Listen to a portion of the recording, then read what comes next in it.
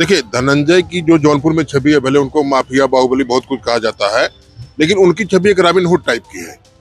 एक चमत्कारी व्यक्तित्व का है और गरीबों के मसीहा कहा जाए तो ज्यादा बेहतर होगा जौनपुर में उनको, हमारी समझ से। लोग लेकिन ये था कि हम लोग ये कयास जरूर लगा रहे थे कि धनंजय सिंह के लड़ने से एक लड़ाई बहुत कड़ी होगी और मोदी वेव का यहाँ पे असर नहीं होता। लेकिन दोनों पार्टियां कमजोर नहीं थी और अभी तो सपा का देखना है कि वो किसको उतारते हैं। देखिए, श्रीकला जी लड़ सकती हैं और जो धनंजय के साथ हैं वो श्रीकला के साथ रहेंगे, एक अच्छी फाइट में रहेंगी। लेकिन जो धनंजय पे लड़ने पर होगा वो शायद श्रीकला के साथ ना हो पाए, ऐसा मेरा मानना है। नमस्कार, मैं हूं उदय गुप्ता और आप देख रहे हैं यूपी तक। इस वक्त हमारी मौजूदगी जौनपुर में है। जौनपुर में 2 दिन पहले धनंजय सिंह को जेल हो जाती है। उसके बाद यहाँ का राजनीतिक माहौल गर्मा गया है। इस वक्त हम यहाँ के शाही पुल पर हैं। आप देख सकते हैं हमारे पीछे ये शाही पुल है जो जौनपुर का एक आइकॉनिक जगह है। हमारे साथ जौनपुर के कुछ वरिष्ठ पत्रकार हैं, इनसे हम बात करेंगे और जानने की कोशिश करेंगे कि जिस तरह से अचानक धनंजय सिंह को जेल होती है, उसके बाद उनकी पत्नी श्रीकला सिंह की बात आती है, चर्चा का बाजार गर्म है कि वो चुनाव लड़ सकती हैं। सपा से रिश्तों की भी बात सामने आ रही है कि किस तरह से एक वीडियो वायरल हो रहा है अखिलेश यादव के साथ धनंजय सिंह का, तो तमाम कयास लगाए जा रहे हैं। दूसरी तरफ कृपा शंकर सिंह जो बीजेपी से कैंडिडेट हैं, उनका कितना प्रभाव रहेगा, इन सारे बातों पर बात करने के लिए हमारे साथ मौजूद हैं जौनपुर के सीनियर जर्नलिस्ट। इनसे हम बात करेंगे। सबसे पहले आपसे बात करते हैं, सर अपना परिचय बता दें। मैं डॉक्टर राम सिंगार शुक्ल गदेला, अध्यक्ष गोमती पत्रकार संघ जौनपुर। शुक्ला जी, क्या देखते हैं, किस परिदृश्य में देखते हैं जिस तरह से धनंजय सिंह अचानक कहते हैं कि हम चुनाव लड़ेंगे और परिदृश्य बदलता है, पुराना मामला खुलता है और उसमें जेल हो जाती है, किस तरह से देखते हैं इसको आप? देखिए, डेमोक्रेसी में चुनाव लड़ने का अधिकार सबको है और ये हमारा अधिकार भी है। लेकिन जहाँ तक सवाल है इनके जेल हो जाने का, तो एक पुराने मामले में जेल हो जाती है। जेल हो जाने के बाद अब ये है कि इसको कहीं देखा जा रहा है कि जेल हो गई, किस कारण से हो गई, क्यों हो गई, तरह तरह की चर्चाएं हो रही हैं। लेकिन यह मामला तो पुराना था, कोई नया था नहीं। तारीख पहले से घोषित थी और घोषित तारीख को फैसला आया। मतलब आप इसे एक महज संयोग मानते हैं कि मामला पहले से चल रहा था, उसी दौरान चुनाव की घोषणा होती है और धनंजय सिंह कहते हैं कि हम चुनाव लड़ेंगे, निर्दलीय चुनाव लड़ेंगे, उसके बाद इस तरह का होता है। मतलब आप इसे एक इत्तेफाक मानते हैं? हाँ, यह एक संयोग कह लीजिए, इस तरह की बात हो गई। अन्य पत्रकार साथी हैं, सर अपना परिचय बता दें। जी, मैं संजय अस्थाना, आज अखबार से हूँ। संजय जी, आप किस तरह से देखते हैं जिस तरह से परिदृश्य बदला है जौनपुर की सियासत का? देखिए, धनंजय की जो जौनपुर में छवि है, भले उनको माफिया बाहुबली बहुत कुछ कहा जाता है, लेकिन उनकी छवि एक रॉबिन हुड टाइप की है। एक चमत्कारी व्यक्तित्व का है और गरीबों के मसीहा कहा जाए तो ज्यादा बेहतर होगा जौनपुर में उनको, हमारी समझ से। और जौनपुर सदर विधान लोकसभा में तो 5 विधानसभा आती है, पूरे जौनपुर में 9 विधानसभा है। हर विधानसभा में धनंजय के 10-15 हजार समर्थक हैं जो उनके अपने हैं, उनको पार्टी से कुछ मतलब नहीं होता। तो दुखी तो सब है उनके जाने से, इस तरह से जेल जाने से। जबकि अखबारों में छप रहा है और लोग भी जान रहे हैं कि जो शिकायत करता है और जो गवाह देने वाले हैं, सबने हलफनामा लगा दिया है, पक्षद्रोही हो गए हैं। और फिर भी इस तरह से पुराना मामला खोल करके तो कहीं न कहीं लगता है कि हो सकता है उनको चुनाव लड़ने से रोकने की ये साजिश हो। ऐसा उन्होंने कहा भी था जेल जाते वक्त। जी जी जी जी जी, ये कहा था और उनको 19 में भी रोका गया था चुनाव लड़ने से, लेकिन अब की बार वो पूरी तरह से तैयार थे कि हम लड़ेंगे। तो इसलिए लग रहा है कि उनको चुनाव न लड़ने दिया जाए, उनको रोका जाए, इसलिए ऐसा किया गया। और पत्रकार साथी हैं, सर अपना परिचय बता दें। जी, आदर्श कुमार, संपादक तरुण मित्र, हिंदी। आदर्श जी, ये बताइए कि जिस तरह से धनंजय सिंह ऐलान करते हैं कि हम चुनाव लड़ेंगे, फिर अचानक जो है उनको जेल हो जाती है एक पुराने मामले में, तो एक जर्नलिस्ट की हैसियत से आप क्या देखते हैं, किस तरह देखते हैं इस पूरे प्रकरण को? देखिए, धनंजय सिंह की छवि भले प्रदेश में माफिया की हो, लेकिन अपने जौनपुर जिले में उनका बड़ा नाम है और वो सहयोगियों के नेचर में आते हैं। समाज सेवी कह लिया जाए तो कम नहीं है। और उनकी लड़ाई, वो उनकी तैयारी लगभग जो है वर्षों से हो रही है कि लोकसभा चुनाव लड़ना है, और उसी तैयारी के तहत वो लगे भी हुए थे।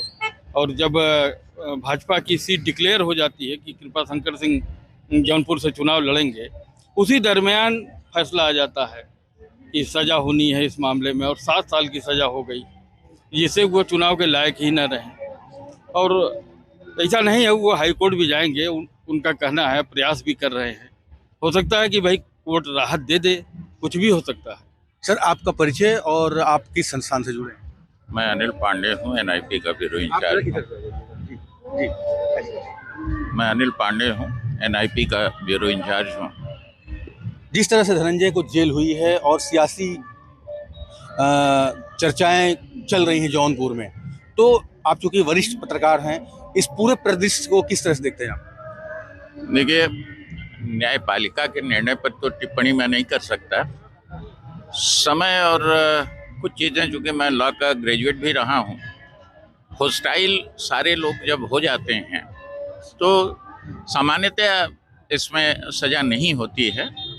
लेकिन अब न्यायालय के ऊपर कोई आक्षेप भी नहीं लगाया जा सकता है, वो अपने दिल दिमाग से उन्होंने निर्णय लिया होगा। समय की जहाँ तक बात है, ये थोड़ा सा एक प्रश्न चिन्ह जरूर लगाता है। कौन जीतेगा कौन हारेगा ये सवाल नहीं है, या कौन कैसा है, लेकिन ये समय जो है, जो निर्णय आया है, काफ़ी एक चौंकाने वाला हम लोगों के लिए भी रहा है।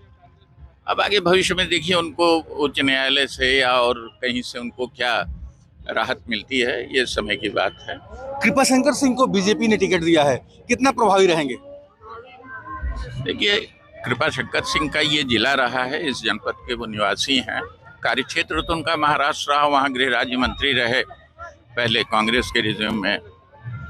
अब उनको दिया है तो ये तो भाजपा के लोगों को, लेकिन ये था कि हम लोग ये कयास जरूर लगा रहे थे कि धनंजय सिंह के लड़ने से एक लड़ाई बहुत कड़ी होगी और मोदी वेव का यहाँ पे असर नहीं होता।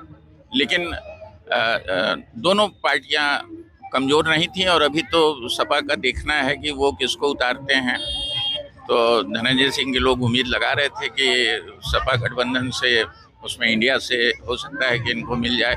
नहीं भी मिलता, ये निर्दलीय भी लड़ते तो अच्छी लड़ाई लड़ते। इनका यहाँ पे जन समर्थन इनको हासिल है, और यहाँ के लिए वो बाहुबली नहीं रहे हैं। बाहुबली का जो उनका अब तक का जो बताते हैं लोग, और जो इतिहास है, उसमें बाहर इनका ज़्यादा प्रभाव रहा अपराध के उसमें, अगर देखा जाए।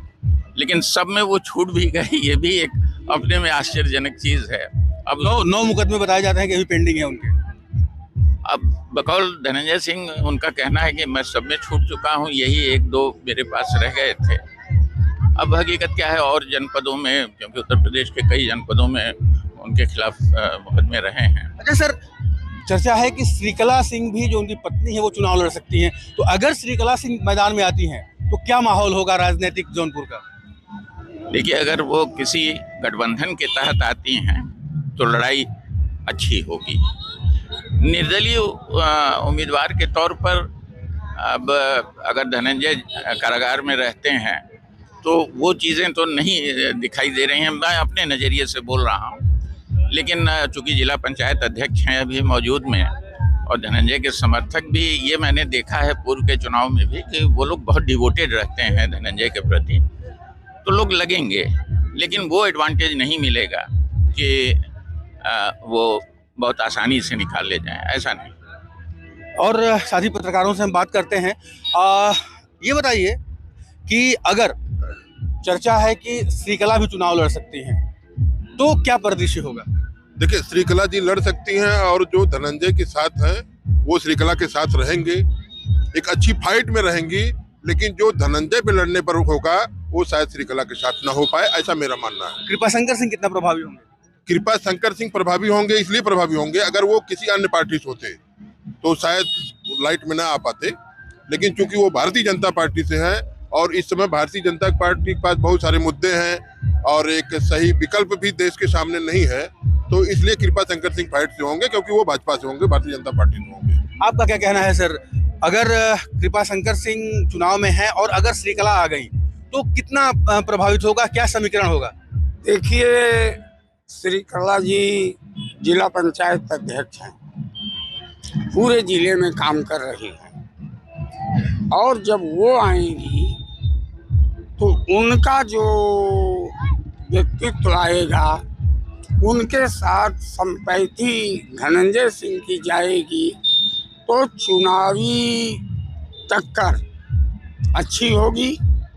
और अभी तो बसपा ने पत्ता नहीं खोला है, सपा ने। चुनावी टक्कर अच्छी होगी। सर, आप क्या मानते हैं, कृपा शंकर सिंह कितना प्रभावी रहेंगे जौनपुर में? क्योंकि एक बात ये भी हो रही है कि जौनपुर को तो हैं, लेकिन रहे हैं मुंबई में, महाराष्ट्र में। कृपा शंकर सिंह तो बराबर बाहर ही रहे हैं, लेकिन अगर श्रीकला सिंह उनके साथ लड़ती हैं तो फाइट में रहेंगी।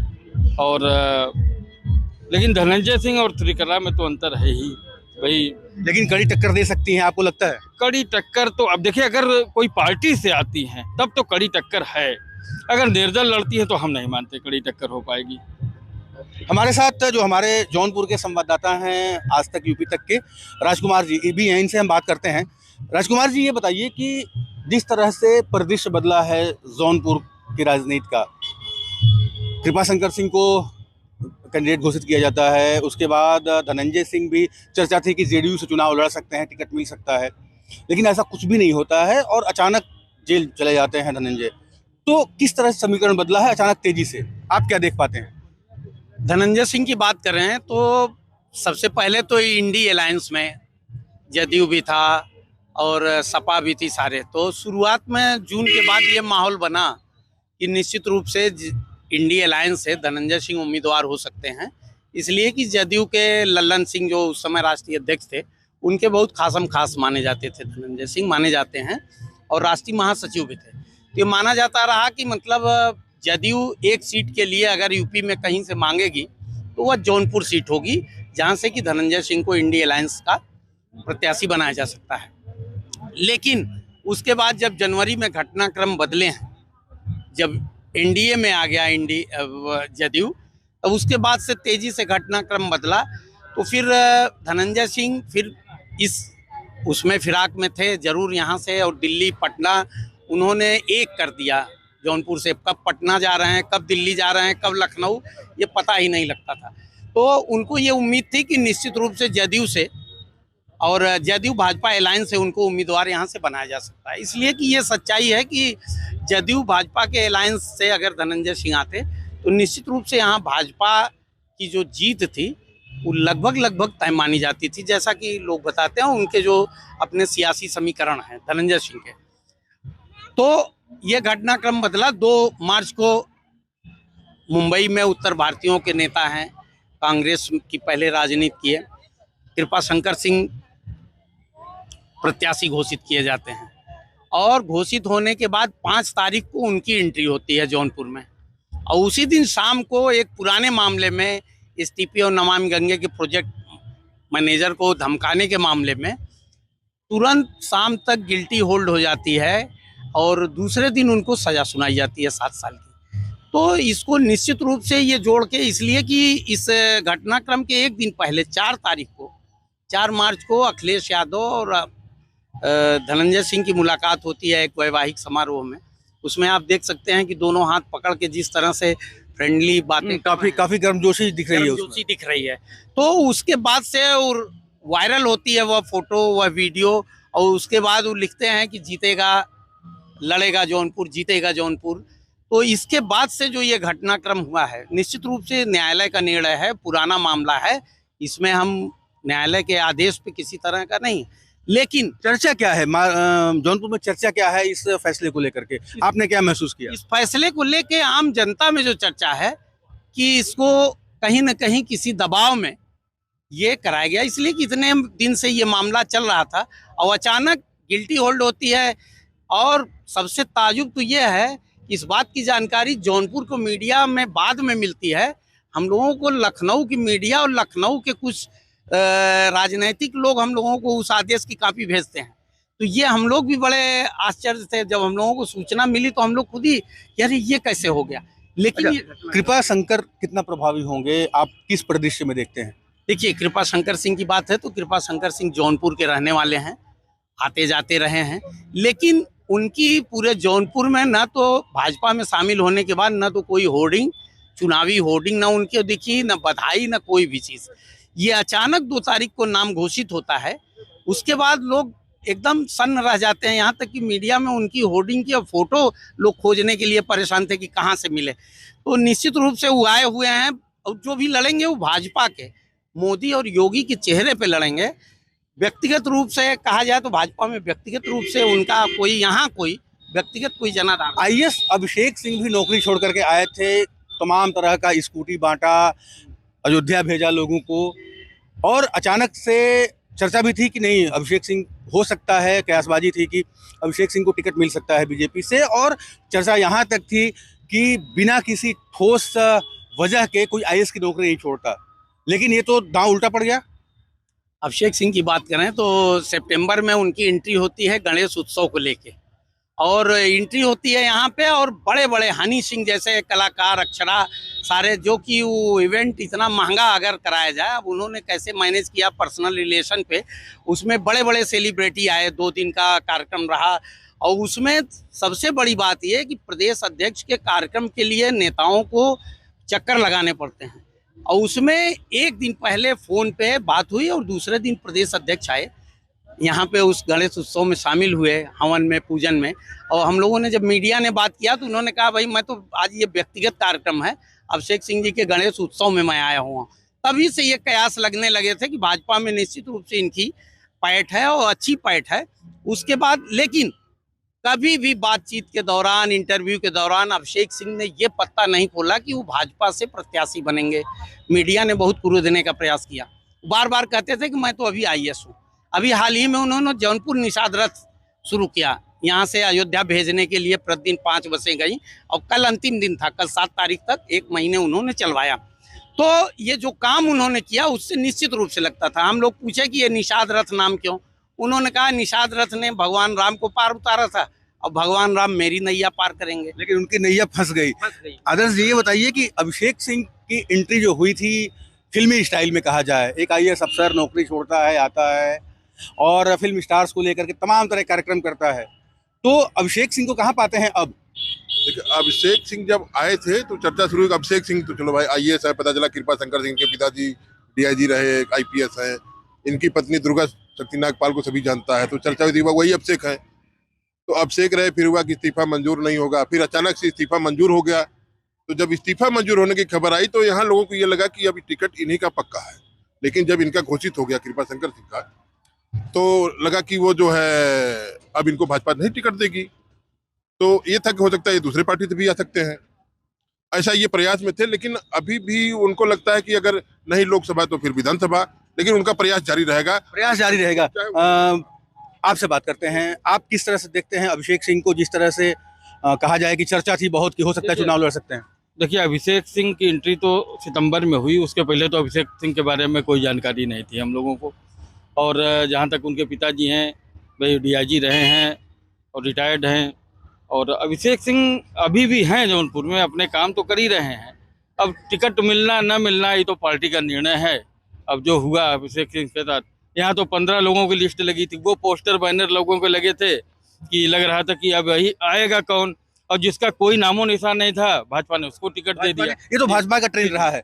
आखिरी सवाल आपसे ले लेते हैं सर, अभिषेक सिंह की एंट्री जिस तरह से हुई और फिर अचानक से प्यासबाजी लगने लगी जौनपुर की जनता में कि हो सकता है कि बीजेपी से कैंडिडेट हो सकते हैं अभिषेक सिंह। एक आईएएस अफसर नौकरी छोड़कर आता है, सेवा करता है, और जनता आस भी लगा लेती है, उम्मीद भी लगा लेती है, चर्चा होती है कि टिकट मिलेगा, लेकिन अंततः नहीं होता है ये। अब क्या माहौल है अभिषेक सिंह को लेकर के जौनपुर में? देखिए, ऐसा है कि जब किसी शहर में सर्कस आता है तो जोकर की भूमिका बहुत महत्वपूर्ण होती है। अभिषेक सिंह हुए, पूर्व आईएएस दिनेश सिंह यहाँ जिलाधिकारी भी रह चुके, इन लोगों ने मजा खूब दिया, खूब इन लोगों ने प्रचार किया, ये किया। लेकिन अपने 47-48 साल की पत्रकारिता के अनुभव से मैं जानता था कि इनको टिकट नहीं मिल रहा है। ये प्रैक्टिकली संभव भी नहीं है कि आप कभी पॉलिटिक्स का ककहरा भी आपने पढ़ा हो, आप उसके बारे में जानते हो। धनबल से केवल उम्मीद करना कि हम आ जाएंगे और ऑल ऑफ सडन आप, वो फिराक गोरखपुरी का एक शेर है कि आंखें मूंद के बैठे हो किसी के तस्वूर में, ऐसे में कोई छम से आ जाए तो क्या हो। तो ये लोग उसी टाइप के रहे कि एकाएक आए, हाँ हो ये सब सारी चीज़ें किए, लेकिन इनका कोई पॉलिटिकल बैकग्राउंड नहीं था, एडमिनिस्ट्रेटिव बैकग्राउंड इन लोगों का रहा है। अब लोग समझ रहे हैं कि नहीं मिलेगा, लेकिन अगर अनुभवी आदमी है तो वो जानता है कि जो लोग पॉलिटिक्स में घुसे हैं उनकी पकड़ और इनकी पकड़ में कितना फर्क होता है। तो ये थे हमारे साथ जौनपुर के सीनियर जर्नलिस्ट, जिन्होंने बहुत बेबाक तरीके से अपना मत रखा, अपनी राय रखी। धनंजय सिंह की भी बात हुई, उनके जेल जाने की भी बात हुई और चुनावी समीकरण के बारे में भी बात हुई। उदय गुप्ता, जौनपुर।